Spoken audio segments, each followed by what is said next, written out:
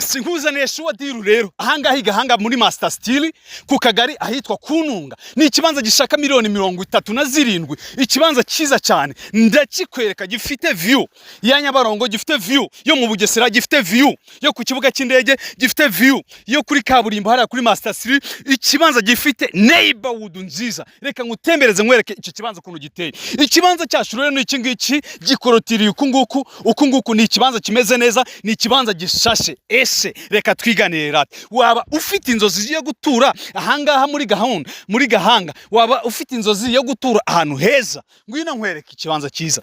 Ni ikibanza cyiza gishashe, kirambuye, kimeze neza, kimeze uku nguku gikorotire.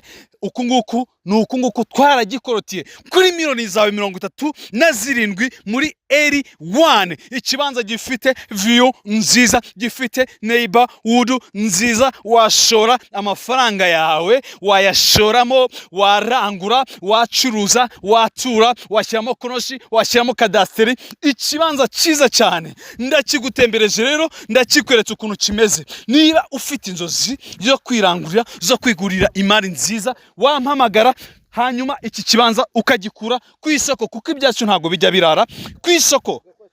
Yes, washyiramo etage, washyiramo konoshi, washyiramo kadasteri, ibyacu ntibirara ku isoko. Ni ikibanza rero ngi neighborhood ya fresh, ahantu heza, view ya fresh, warangura, wacuruza, ibintu byose bikagenda neza cyane. Hari umuhanda, hari amazi, hari ibikorwa remezo. Aho waba uriho hose watuvugisha hanyuma kino kibanza ukagikura ku isoko. Murakoze cyane. Ni Emmy Ringson. Yes, murakoze. Ciao ciao.